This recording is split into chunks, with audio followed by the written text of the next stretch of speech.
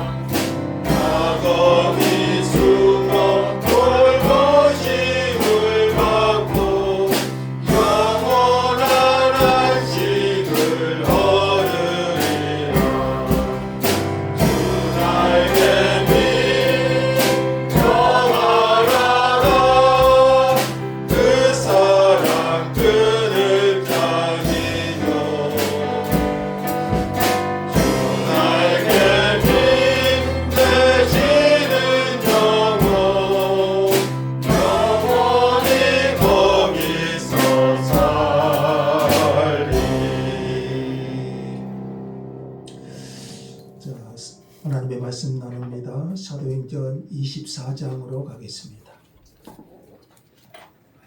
사도행전 24장 교독하겠습니다. 닷새 후에 대제사장 아나니아가 어떤 장로들과 한 변호사 도둘로와 함께 내려와서 총독 앞에서 바울을 고발하니라. 바울을 부르매 도둘로가 고발하여 이르되 벨릭스 각하여 우리가 당신을 힘입어 태평을 누리고 또 이 민족이 당신의 성견으로 말미암아 여러 가지로 개선된 것을 우리가 어느 모양으로나 어느 곳에서나 크게 감사하나이다. 당신을 더 괴롭게 아니하여 우리가 들과 여짜오나니 하나님여 들으시기를 원하나이다. 우리가 보니 이 사람은 전염병 같은 자라 천하에 흩어진 유대인을 다 소요하게 하는 자요 나사렛 이단의 우두머리라. 그가 또 성전을 더럽게 하려 함으로 우리가 잡았사오니 당신이 친히 그를 신문하시면 우리가 고발하는 이 모든 일을 아실 수 있나이다 하니 유대인들도 이에 참가하여 이 말이 옳다 주장하니라. 총독이 바울에게 머리로 표시하여 말하라 하니 그가 대답하되 당신이 여러 해 전부터 이 민족의 재판장 된 것을 내가 알고 내 사건에 대하여 기꺼이 변명하나이다. 당신이 아실 수 있는 바와 같이 내가 예루살렘에 예배하러 올라간 지 열이틀밖에 안 되었고 그들은 내가 성전에서 누구와 변론하는 것이나 회당 또는 시중에서 무리를 소동하게 하는 것을 보지 못하였으니 이제 나를 고발하는 모든 일에 대하여 그들이 이렇게나 앞에 내세울 것이 없나이다. 그러나 이것을 당신께 고백하리이다. 나는 그들이 이단이라 하는 도를 따라 조상의 하나님을 섬기고 율법과 선지자들의 글에 기록된 것을 다 믿으며 그들이 따르는 바 하나님께 향한 소망을 따로 가졌으니 곧 의인과 악인의 부활이 있으리라 함이니이다. 이것으로 말미암아 나도 하나님과 사람에 대하여 항상 양심의 거리낌이 없기를 힘쓰나이다. 여러 만에 내가 내 민족을 구제할 것과 재물을 가지고 와서 그리는 중에 내가 결례를 행하였고 모임도 없고 소동도 없이 성전에 있는 것을 그들이 보았나이다. 그러나 아시아로부터 온 어떤 유대인들이 있었으니 그들이 만일 나를 반대할 사건이 있으면 마땅히 당신 앞에 와서 고발하실 것이요. 그렇지 않으면 이 사람들이 내가 공회 앞에 섰을 때에 무슨 옳지 않은 것을 보았는가 말하라 하소서. 오직 내가 그들 가운데 서서 외치기를 내가 죽은 자의 부활에 대하여 오늘 너희 앞에 신문을 받는다고 한 이 한 소리만 있을 때입니다 하니 벨릭스가 이 도에 관한 것을 더 자세히 아는 고로 연기하여 이르되 전부장 루시아가 내려오거든 너희 일을 저결하리라 하고 백부장에게 명하여 바울을 지키되 자유를 주고 그의 친구들이 그를 돌보아 주는 것을 금하지 말라 하니라. 수일 후에 벨릭스가 그 안에 유대 여자 두루실라와 함께 와서 바울을 불러 그리스도 예수 믿는 도를 듣거든 바울이 의와 절제와 장차 오는 심판을 강론하니 벨릭스가 두려워하여 대답하되 지금은 가라. 내가 틈이 있으면 너를 부르리라 하고 동시에 또 바울에게서 돈을 받을까 바라는 고로 더 자주 불러 같이 이야기하더라. 이때가 지난 후 포르기오 베스도가 벨릭스의 소임을 이어받으니 벨릭스가 유대인의 마음을 얻고자 하여 바울을 고려하여 두니라. 아멘. 지난주 말씀에서 바울이 사내들은 공회에서 증언을 마치고 영내로 돌아온 바울, 그는 매우 지쳐 있었고 또 낙심되어 있었고 낙담 가운데 있었습니다. 그런데 그날 밤에 주님은 바울에게 나타나셔서 말씀하셨습니다. 담대하라. 담대하라. 내가 예루살렘에서 나의 말을 증언한 것 같이 로마에서도 증언하여야 하리라. 그 밤에 낙담된 그 밤에 주님은 바울 곁에 서서 그에게 힘을 주시고 위로하시고 확신을 주셨습니다. 그 밤은 주님이 우리 곁에 계신 밤입니다. 그리고 이튿날 바울을 죽이기 전에는 먹지도 않고 마시지도 않겠다. 이렇게 동맹한 유대인들이 몇 명이 되었다고 했죠? 40명이 바울을 죽이기 전에는 먹지도 않고 마시지도 않겠다. 이렇게 동맹한 유대인들이 40명이나 되었고 이들은 사내들인 공회와 함께 음모를 꾸미고 바울을 죽이고자 작정을 합니다. 이것이 천부장에게 알려졌고요. 천부장은 급히 그 밤에 유대 총독이 거하는 가이사라로 바울을 호송하게 됩니다. 이것이 지난주까지의 내용이었습니다. 자, 오늘 본문은 24장인데요. 24장부터 26장까지 바울은 3번의 재판을 받게 되는데요. 몇 번이라겠죠? 3번의 재판을 받게 되는데 오늘 본문 24장에서는 유대 총독 벨릭스 앞에서의 받는 재판, 그리고 25장에서는 새 총독 벨릭스를 이어서 새 총독이 된 베스도 앞에서의 재판, 그리고 25장 후반부와 26장에서는 다시 한번 베스도와 아그리파 왕 앞에서의 재판을 이제 보여줍니다. 자, 오늘 본문은 이제 24장인데요. 24장은 로마 총독 벨릭스 앞에서 가이사랴에 있는 로마 총독이 거하고 있는 가이사랴에서 이 벨릭스 앞에서 신문을 받고 변론하는 사건이 기록되어 있습니다. 자, 바울이 가이사랴로 이송된 지 1절 볼까요? 가이사랴로 이송된 지 닷새 후에 이제 예루살렘에서 대제사장 아나니아와 장로들 그리고 그들이 고용한 변호사 이름이 뭐죠? 더둘로. 그들이 고용한 변호사 더둘로가 가이사랴의 총독에게 와서 바울을 고발합니다. 이들의 목표가 뭐겠어요? 이들의 목표는 바울에 대한 사형 선고를 얻어내는 것입니다. 자, 더둘로는 변호사라고 묘사되어 있는데요. 아마 그는 로마법과 유대법에 정통한 사람이었을 것이고 그가 유대인이었는지는 분명하지 않습니다. 더둘로는 판사인 지금 총독이죠. 벨릭스 판사인 총독에 대한 칭송으로 변론을 시작하는데 자 3절 볼까요? 뭐라고 합니까? 벨릭스 각하여 우리가 당신을 힘입어 태평을 누리고 또 이 민족이 당신의 성견으로 말미암아 여러 가지로 개선된 것을 우리가 어느 모양으로나 어느 곳에서나 크게 감사하나이다. 더둘로의 말을 보십시오. 당신을 힘입어서 태평을 누린다. 이 벨릭스의 치적을 칭송하면서 벨릭스를 높입니다. 아마 이것은 누가 들어도 거짓된 아첨이었습니다.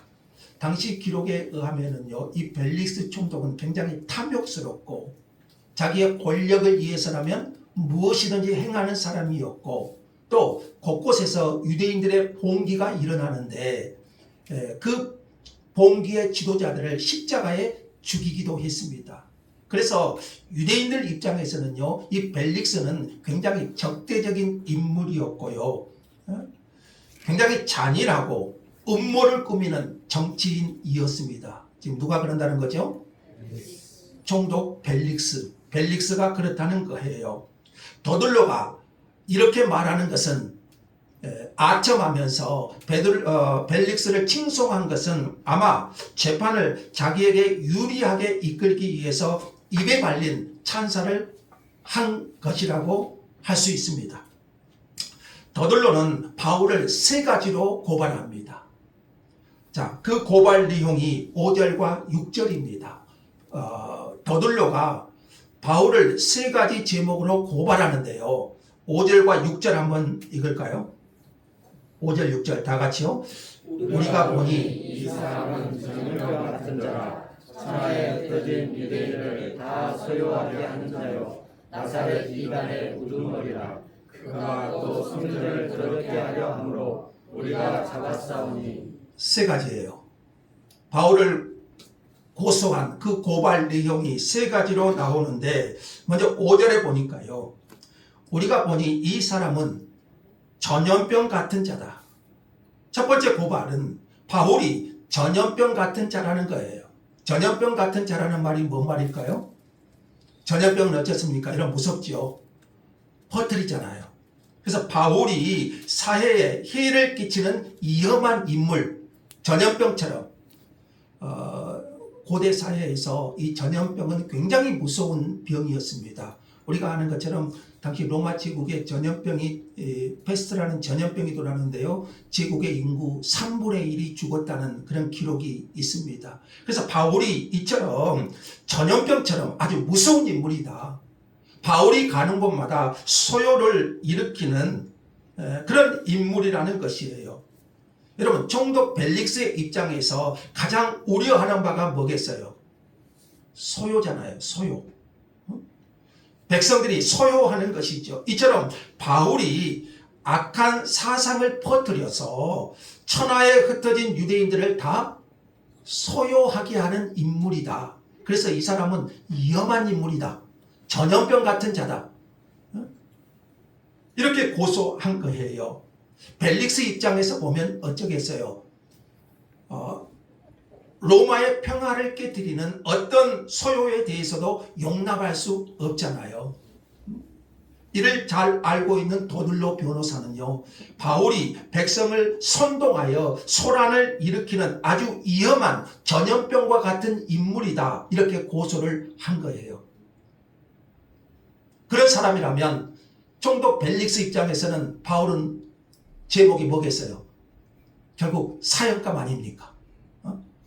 자, 두 번째 고발 내용은 5절 후반부인데요. 두 번째 고발은 이 바울이 나사렛 이단의 우두머리다. 나사렛 이단의 우두머리다. 이렇게 고발합니다. 이것은 나사렛 출신인 예수님이 나사렛 출신이죠. 나사렛 예수, 나사렛 출신인 예수를 따르는 두목과 같은 자다. 더들로의 목적은요, 종교 문제를 정치 문제로 바꾸려는 전략입니다. 총독은 유대교 교리에는 별로 관심이 없어요. 반면 폭동, 치안, 반란에는 매우 민감합니다. 그래서 바울을 위험한 종교 집단의 우두머리, 국가 질서를 위협하는 인물로 인식하게 만들려는 전략이에요. 나사렛 이단의 우두머리다. 그래서 이 사람은 굉장히 종교적으로 위험하고 국가 질서를 위협하는 그런 인물로 만들려는 전략. 그리고 세 번째 고발 내용은 6절이죠. 이것은 공회에서도 바울을 고발한 내용이었죠. 바울이 성전을 더럽혔다. 성전에는 우리 지난주에 말한 것처럼 이방인이 들어갈 수 있는 뜰이 있고요. 그 경계를 넘어서면 유대법이나 로마법이나 그 사람은 사형에 해당돼요. 그런데 바울이 이방인 헬라인을 데리고 성전에 들어갔다는 거예요. 그래서 바울이 로마법이나 유대법에 의해서 바울이 성전을 더럽혔다면, 이방인을 데리고 성전에 들어갔다면 그는 사형에 해당되는 죄다. 그러나 이것은 아시다시피 거짓이었죠. 바울은 그렇게 한 적이 없지요. 자, 더들로는 변호사답게 그의 변호는요, 최대한 바울이 변론하기 어렵게 만드는, 로마법에 따라 총독이 신문을 해본다면 아마 바울은 꼼짝없이 이 죄를 인정할 수밖에 없을 것이다. 아마 더들로는 자신이 최고의 변론을 했을 것이라고 생각했을 거예요. 그러자 함께 온 유대인들이요, 아나니아와 장로들, 함께 온 유대인들은 이 더들로의 변호를 만족스럽게 여기면서 이 말이 다 옳다, 이렇게 주장을 합니다. 자, 이제 바울이 변호할 차례죠. 더들로가 바울을 고발했고요. 그 제목이 몇 가지였죠? 세 가지였죠. 이제 10절에서 21절까지는요, 바울이 더들로의 고소에 대해서 변론한 내용입니다. 바울은 자신이 성전을 더럽히지 않았다는 사실뿐만 아니라 그럴 동기가 없음을 입증해야 되고, 또 하나는 나사렛 이단이라고 불리는 당시 기독교, 자, 이 기독교가 공공의 질서를 깨뜨리거나 사회를 혼란스럽게 한 종교가 아니라는 것을 입증해야 되고, 더 나아가서 자신이 사회적 또는 정치적 반란을 일으키는 사람이 아니다. 벨릭스 입장에서 보면은 소요, 선동, 폭동, 이것이 무섭잖아요. 그래서 자신이 그런 인물이 아니라는 것을 입증해야 되는 어려운 숙제를 안게 됐습니다. 자, 바울의 변론을 한번 살펴볼까요? 자, 11절 이하에 보시면 첫 번째로요. 바울은요. 유대인을 소욕해 하지 않았음을 밝힙니다. 그런 적이 있나요? 없지요. 자, 어떻게 변론합니까? 자기는 예루살렘에 예배하러 갔을 뿐이고 예루살렘에 올라간 지 12일밖에 되지 않았다. 예루살렘에 머문 기간이 몇일이라고 하죠? 12일, 12일밖에 되지 않았기 때문에 어떻게 사람들을 소욕해 할 수 있겠느냐 이렇게 변론해요. 예루살렘에 온 지 12일밖에 되지 않았기 때문에 이 시간은 반란을 일으키기에 충분한 시간이 될 수 없다. 이렇게 말해요. 그럼 실제로 바울이 예루살렘에 와서 한 일을 한번 돌아보세요. 예루살렘에 와서 가장 먼저 야고보를 만나고 선교 보고를 했고요. 곧바로 야고보의 제안에 따라서 성전에 가서 7일 동안 결례를 행해요. 유대인과 이방인이 하나 되고 오해를 풀기 위해서 결례를 행하고 그 결례가 끝나자마자 유대인들에게 붙잡혀요. 그것이 전부예요. 반란을 일으킬 충분한 시간이 아니라는 거지요. 또 바울은 예루살렘에 와서 누구와 변론하거나 무리를 소동하게 한 일이 없다. 이렇게 말해요. 그러기에 정치적 소요를 일으키는 자라는 것은 거짓임을 밝혀요. 자, 그리고 두 번째로 14절에서 보시면 두 번째로 바울이 변론한 것은 자기가 믿는 도가 이단이 아님을 밝힙니다. 자, 바울은 총독 앞에서 자기 신앙을 고백합니다. 보세요. 자기는 그들이 이단이라고 하는 도를 따라 조상의 하나님을 섬기고 율법과 선지자의 글에 기록된 것을 다 믿는다. 이렇게 말하고 뿐만 아니라 15절에 보시면 바울도 그들과 동일한 소망을 가지고 있는데 그게 뭔가요? 의인과 악인의 부활이 있다는 거예요. 이런 신앙 고백을 하기 때문에 하나님과 사람에 대하여 항상 양심에 거리낌 없게 살기를 힘쓴다. 이렇게 말해요. 그러니까 바울이 믿는 것도 유대인이 믿는 것과 같아요. 조상들의 하나님을 믿고 율법과 선지자에 기록된 것을 다 믿고 또 의인과 악인의 심판을 믿고 그러기에 자신이 이단이 아니다. 자, 그러니까 바울이 단순히 무죄를 주장하는 것이 아니라 이 부분은요, 하나님께서 약속하신 구원이 예수 안에서 성취되었다는 것이 바울의 주장이기도 하는 거예요. 그래서 자기는 이단의 우두머리가 아니라 유대인들이 믿는 하나님을 자기도 동일하게 믿고 있고 다만 그 유대인들이 믿는 그 성경의 성취가 그리스도 안에서 이루어진 것이다.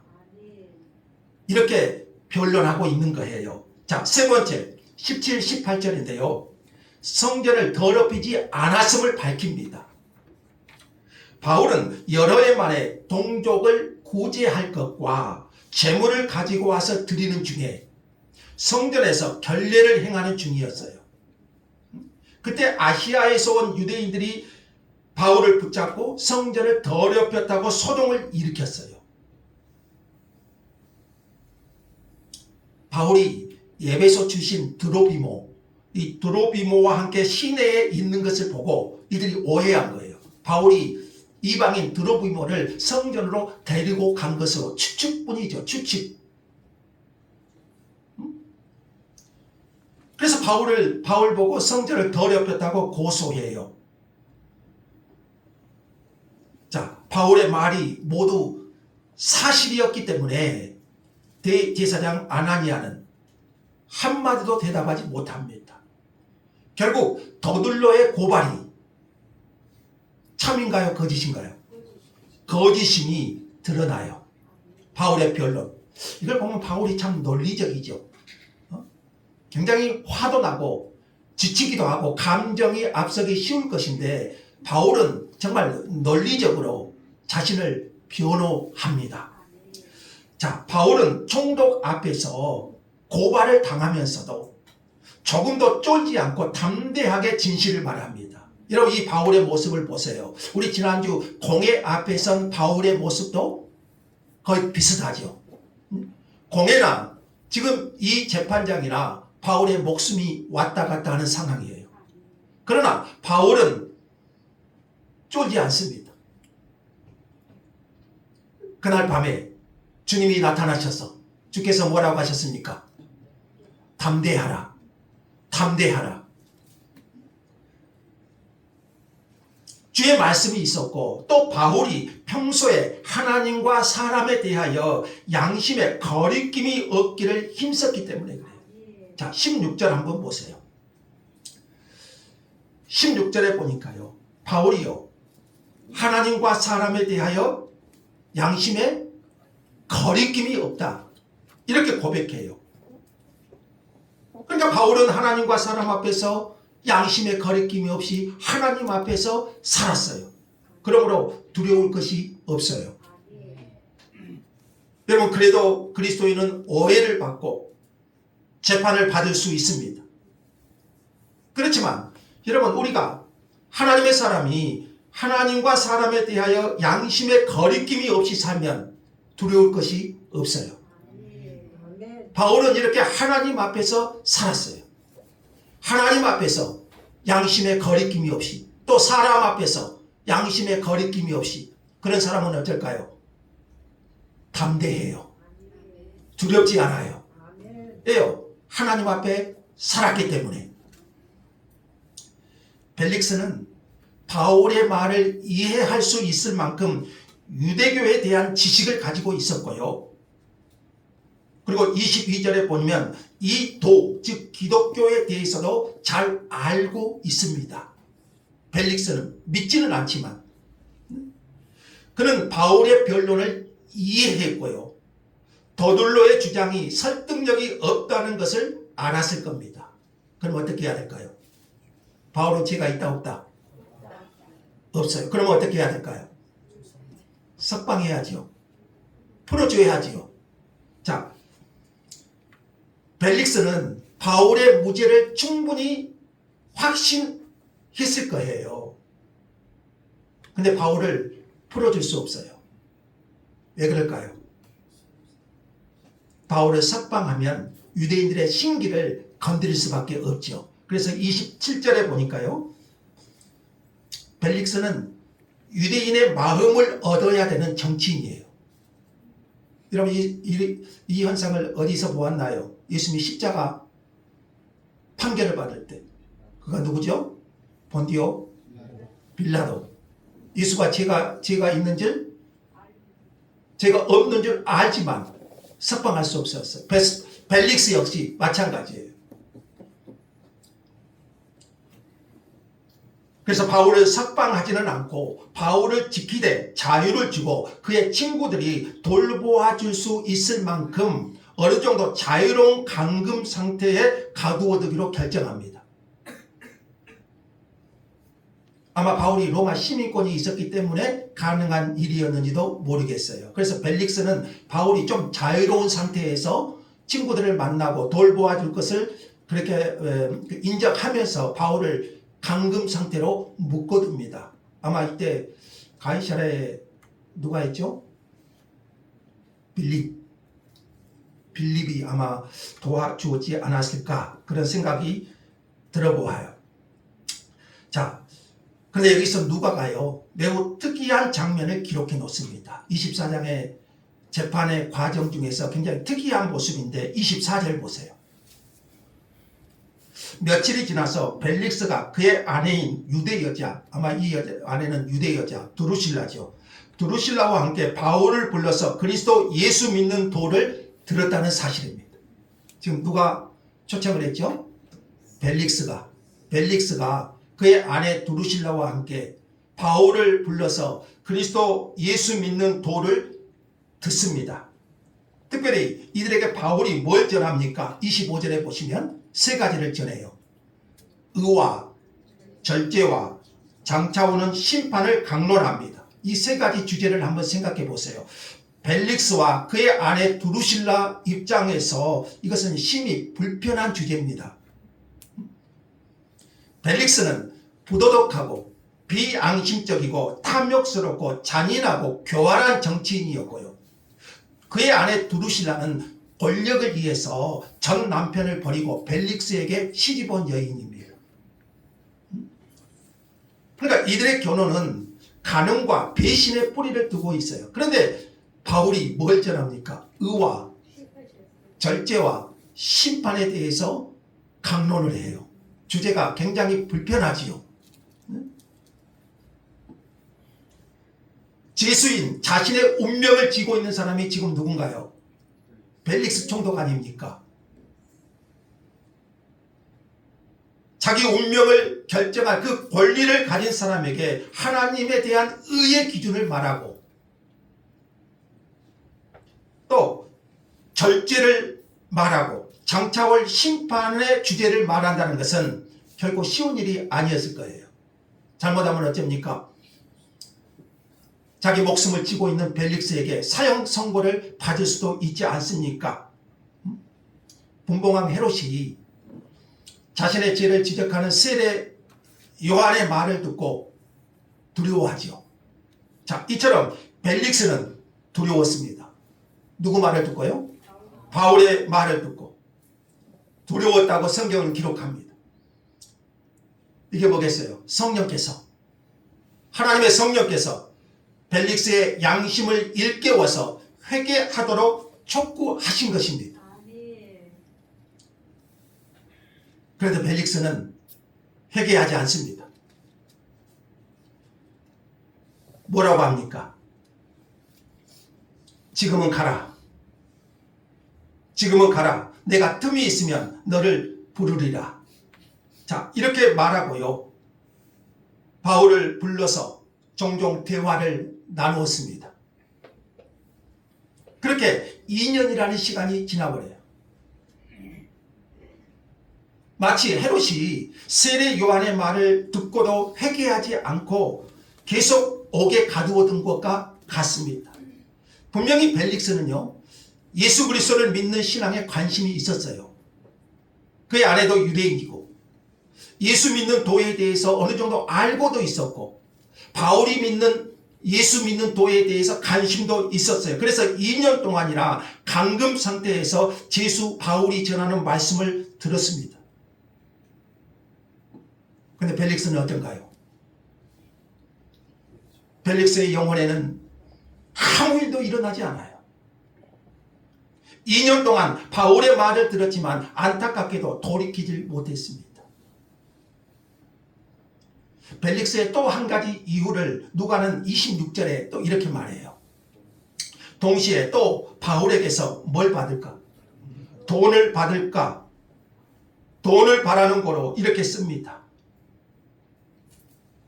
영리한 벨릭스가요, 바울이 지금 뭘 가지고 예루살렘에 왔죠? 거대한 구제 헌금을 가지고 예루살렘에 왔는지 벨릭스가 알지요. 그러니까 바울에게 이런 모금 능력이 있는 것을 알았을 것이고요. 그래서 돈을 바라고 제수인 바울에게서 돈을 받을 것을 기대했어요. 그러던 중에 벨릭스는 가이사라에서 일어난 유대인과 이방인 사이의 분쟁을 제대로 처리하지 못한 결과 총독에서 해임되고 로마로 소환됩니다. 그리고 이 벨릭스를 이어서 새로운 총독의 이름이 뭔가요? 27절에 베스도가 새로운 총독으로 부임하게 됩니다. 자, 이것이 오늘 24장의 내용인데요. 여러분, 성령님께서 왜 이 사람 벨릭스에 대한 이야기를 누가를 통해서 기록해 놓았을까요? 사도행전 후반부에 보시면 반복되는 내용들이 많습니다. 바울이 공회에서 재판받는 모습, 또 벨릭스 총독 앞에서, 그리고 다음 베스도 총독 앞에서, 그리고 또 아그리파 왕 앞에서의 재판받는 모습, 계속 반복되는 모습이 많습니다. 그러면 하나님의 성령께서 왜 이 사람 벨릭스에 대한 이야기를 누가를 통해서 기록해 놓았을까요? 오늘 성령께서 벨릭스를 통해서 우리에게 가르치고자 하시는 교훈이 뭘까요? 저는 이 벨릭스를 생각하면 서글프고 안타깝습니다. 이 사람처럼 행운아가 있을까요? 어떤 점에서요?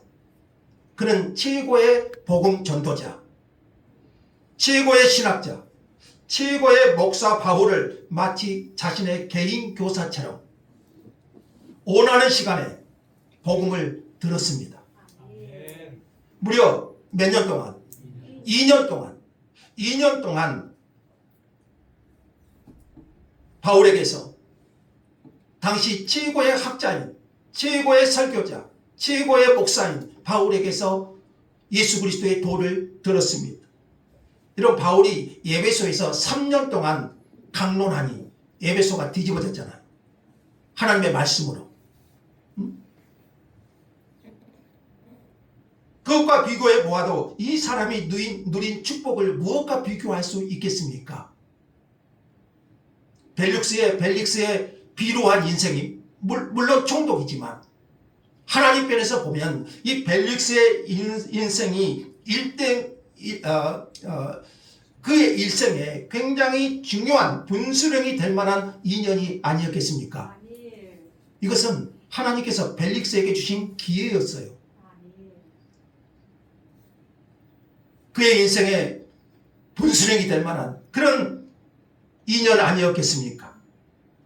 그런데 그의 인생 최대의 기회를 무참하게 날려버린 사람입니다. 그의 말은 그 이유를 보여주는데요. 왜 그랬습니까? 자, 25절 한번 읽어볼까요? 25절 다 같이요. 바울이 의와 절제와 장차 오는 심판을 강론하니 벨릭스가 두려워하여 대답하되 지금은 가라. 내가 틈이 있으면 너를 부르리라 하고. 바울의 강론을 듣고요, 벨릭스는 분명 두려웠어요. 이건 뭐예요? 성령께서 사인을 주신 거예요. 벨릭스를 움직이는 거예요. 두려움을 주신 것은 분명히 성령님이셨어요. 그러면 벨릭스는 회개하고 바울의 말을 들어야 마땅합니다. 근데 뭐라고 합니까? 지금은 가라.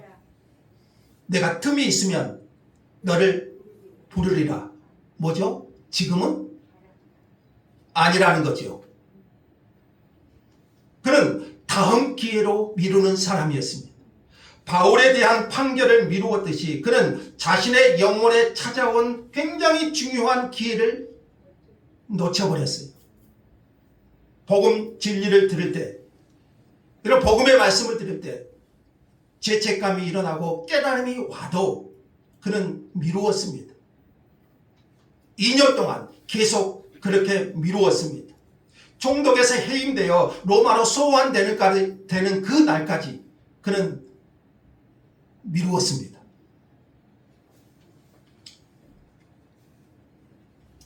이 부분을 해석하면서요, 하나님의 청년에게라는 그런 책에 J.S. 라일이 우리의 죽음과 우리의 심판과 우리의 복음의 확실성에 대해서 미루는 것을 이렇게 경고해요. 한번 보세요. 당신은 더 편리한 시간이 올 것이라고 생각하십니까? 바울이 설교했던 벨릭스도 그렇게 생각했지만 그 시간은 결코 오지 않았습니다. 지옥으로 가는 길은 그러한 생각들로 포장되어 있습니다. 다 같이요. 할 수 있을 때 하는 것이 더 낫습니다. 영원한 것과 관련된 것은 아무것도 미해결 상태로 남겨두지 마십시오. 라일을 한 사람이 이렇게 우리에게 경고합니다. 여러분, 진리를 들으면서 때로는 하나님께서 수시로 우리에게 깨달음을 주시고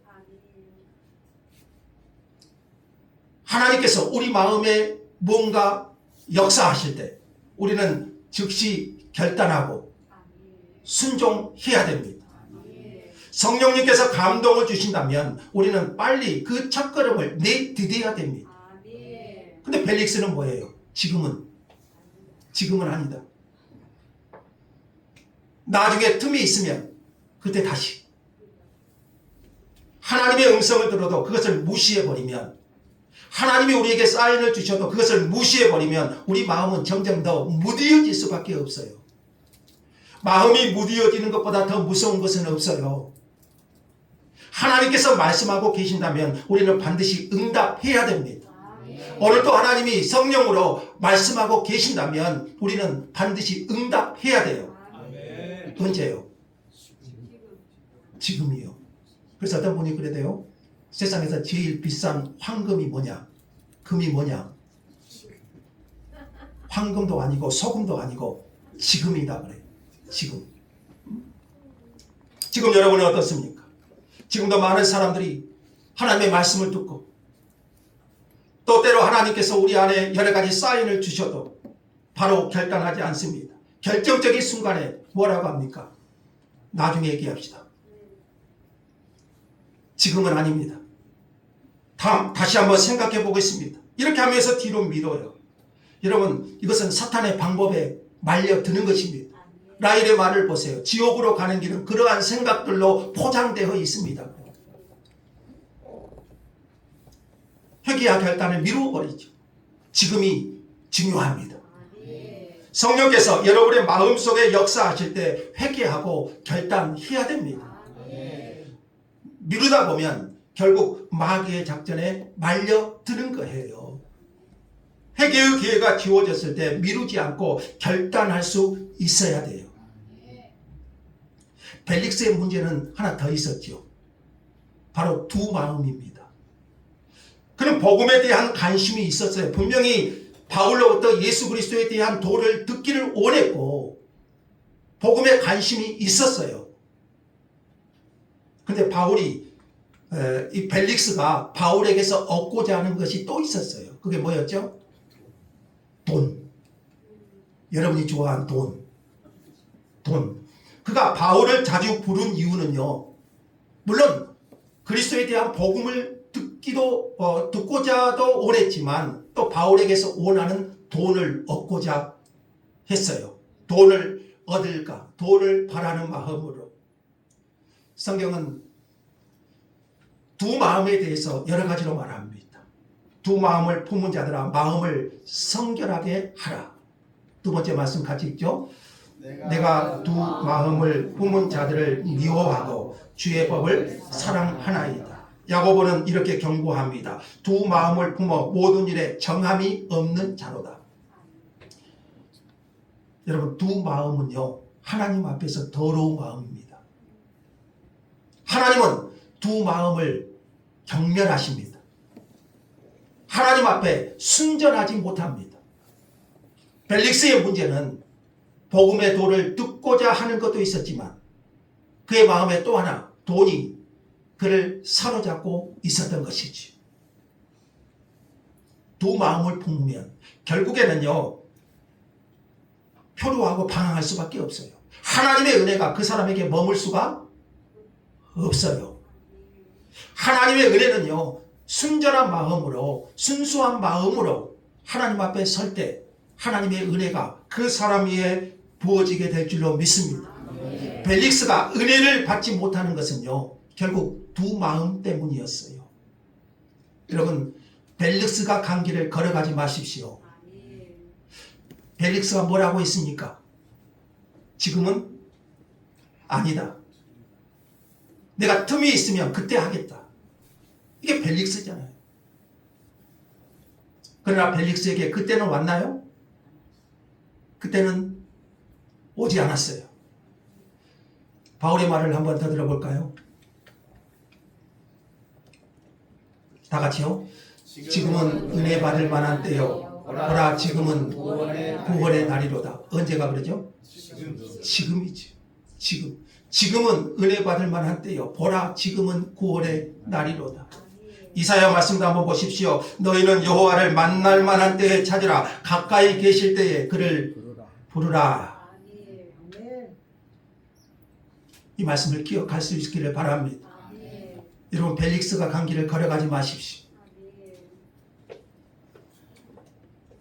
칼빈이 평생 자신의 모토로 삼았던 고백을 나누면서 설교를 마칠까 합니다.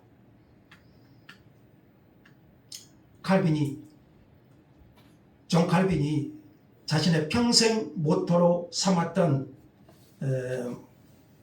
그 고백을 한번 보십시오. 나의 신장을 주님께 드립니다. 언제요? 즉시, 그리고 신실하게.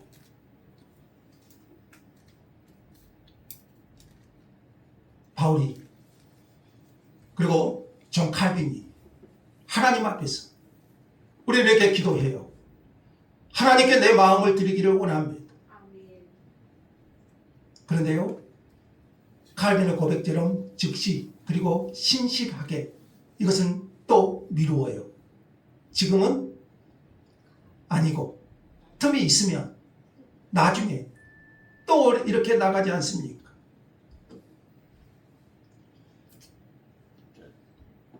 칼빈이 파렐에게 보낸 편지의 내용인데요.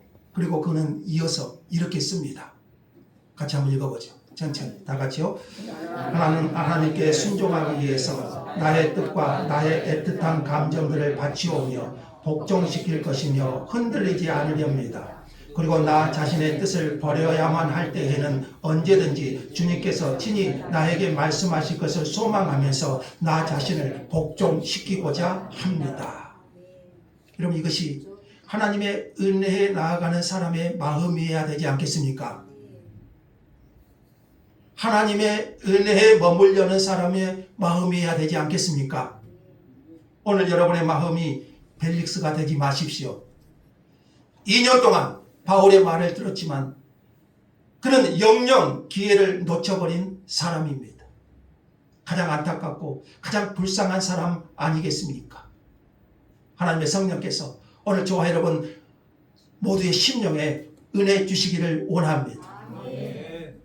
그래, 벨릭스가 아니라 하나님이 은혜 주신 마음으로 회개하고 결단하고 즉시 하나님 앞에 세워지는 은혜가 있기를 원합니다. 하나님의 성령께서 저와 여러분의 심령에 은혜 주시기를 간절히 소망합니다. 감사합니다. 하나님, 오늘 우리의 심령이